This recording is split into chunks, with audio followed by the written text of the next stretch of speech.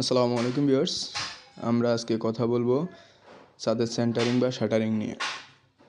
ছাদের সেন্টারিংয়ের সময় বা শাটারিংয়ের সময় এমন উপকরণ ব্যবহার করতে হবে যেটা আপনি পুনরায় ব্যবহার করতে পারেন বা পুনরায় ব্যবহারযোগ্য।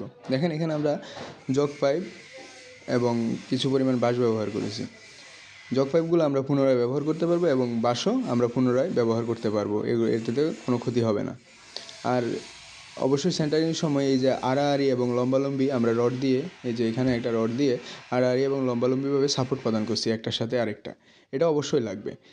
আপনি বলতে পারেন সেন্টারিং বা শাটারিং এগুলা অস্থায়ী, এত গুরুত্বপূর্ণ কেন? এগুলো অনেক গুরুত্বপূর্ণ, কারণ বিল্ডিংয়ের ঢালাইয়ের সময় কংক্রিটের আপতিত যত লোড আছে, তারপরে লেবার মিস্ত্রির যত লোড আছে, সব এই সেন্টারিং বা শাটারিং বহন করবে। তাই এই ব্যাপারে খুবই সতর্ক থাকতে হবে। আমরা আগামী ভিডিওতে কথা বলবো সেন্টারিং বা শাটারিং অপসারণের সময় এবং সতর্কতা নিয়ে।